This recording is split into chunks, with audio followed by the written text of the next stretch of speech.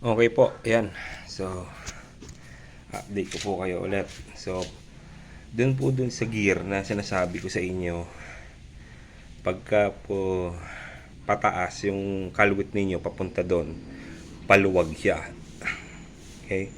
Yung gear, yung gear na kanina na sinusundot ko ng flat screw. Pagka po pataas yung ano ninyo, papaluwag siya. Magka naman pinaikot nyo papunta rito, papunta sa'yo, papunta rito yung ano, pababa, pag ganun, no? Pagka pa counterclockwise, pasikip siya, pasikip. So ayan, yun yung play. So sakto lang. Kailangan tamang higpit lang, tamang luwag at saka saktong higpit nung kapit nung ano kanina, kasi halos isang kamay ko lang eh. Ayan, ngayon konting play na lang siya. Ayan.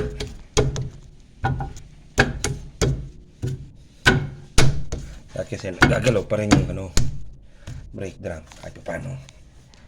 Ayan. Okay.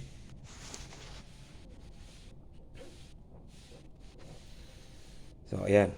So yan na po yung paraan ko ng paglilinis at pag-a-adjust ng preno. So sana ay nagustuhan nyo, at paki-like, paki-share and paki-subscribe na rin po ng aking YouTube channel para po marami tayong matulungan sa mga gusto mag-DIY, no? So maraming salamat po. At nawa po ay natulungan ko kayo para sa araw na to, no? Yan, papakita ko ulit. Lang kasi may play yan. Yan, no? Yan. Yan. Diba? Saktong play lang. Yan. At saka mararamdaman nyo na kumakapit yung brake shoe sa brake pad. Sa brake shoe sa drum brake. Ayan, saktong-sakto lang. Kaya nakanit kasi talagang mahuhugot na.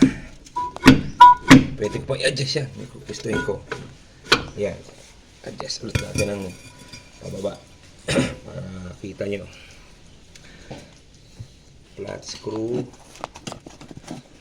Susundutin ko sa pababa. Dito sa may ayan o. Pagka pababa ang sundot dito, pag pinababa mo yan, ayan o, yung gear, umiikot yan eh. Pag sinusundot, kinakalutin mo lang gagamit ang flat screw. Yan. Pagka po ano, dahan-dahan ang pag-a-adjust nyo. Kasi mahirapan kayo magpasok ng brake shoe. Tsaka nitong drum brake. Yan. Konting adjust lang. Pagka pababang ganon, pasikip yan. Pagka naman iniangat mo ng, pagka naman paangat, aangat dapat yung gear. Yan. Yan. Tatama nyo lang yung flat screw nyo sa ngipin ng gear. Sisikwatin mo pataas. Yun. Ganon. Okay. Yun. Kita nyo? So, pagka paangat na ganon, paluwag siya. Baligtad po siya. Okay? Sana po ay may natutunan kayo. Paki-like, paki-share, and paki-subscribe na rin po sa aking YouTube channel. No? Maraming salamat po.